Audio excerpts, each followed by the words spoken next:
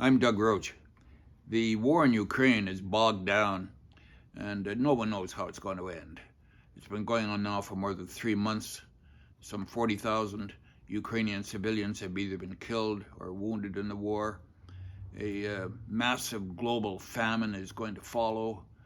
Chaos in the international institutions is taking place. And so where do we go from here?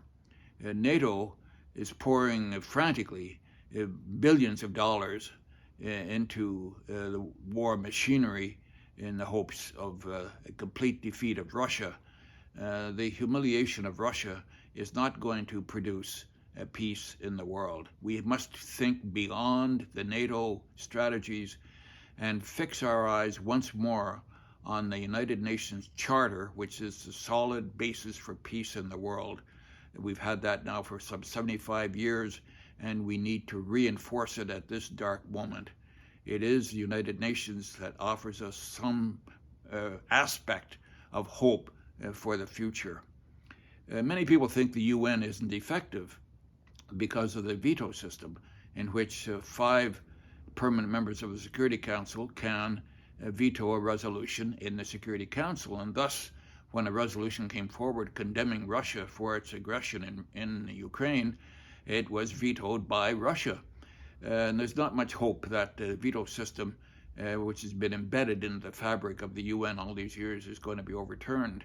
But what is new and what is hopeful for us is the return to the Uniting for Peace formula that was also built into the UN system many years ago, but hasn't been used much.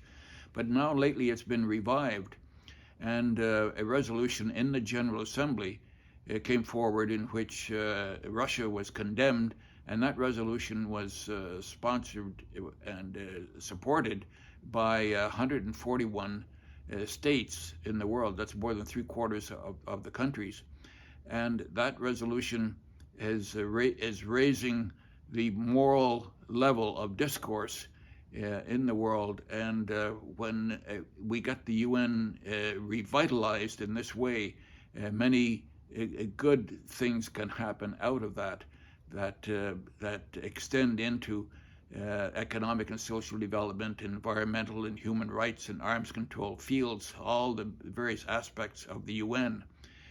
Well, shortly after that, Liechtenstein, a small state, came forward, supported by 83 countries, with a new resolution that would call for the President of the General Assembly to conduct a debate in the General Assembly each time a permanent member of the Security Council casts a veto in the Security Council.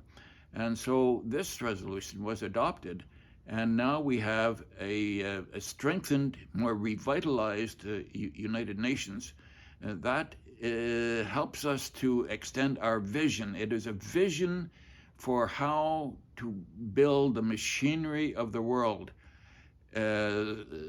political and legal structures, to rebuild that structure that offers us some hope in this moment of darkness in the Ukraine war. I think often of what President John F. Kennedy said during the Cold War with respect to building the conditions for peace, that we cannot expect a revolution in human nature, but rather we should expect an evolution in institutions of law. And that is what we are now challenged to do at this moment. We need to rebuild our own sources of insight and hope and vision. It is a vision for humanity, living with the right to peace that the United Nations has held forth for all these years, that we need now to rekindle and to make into a kind of a roaring bonfire in the world. We need to step up against the forces of war today, call for a ceasefire, call for common security, call for mutual respect in order that we can all live in a safer world.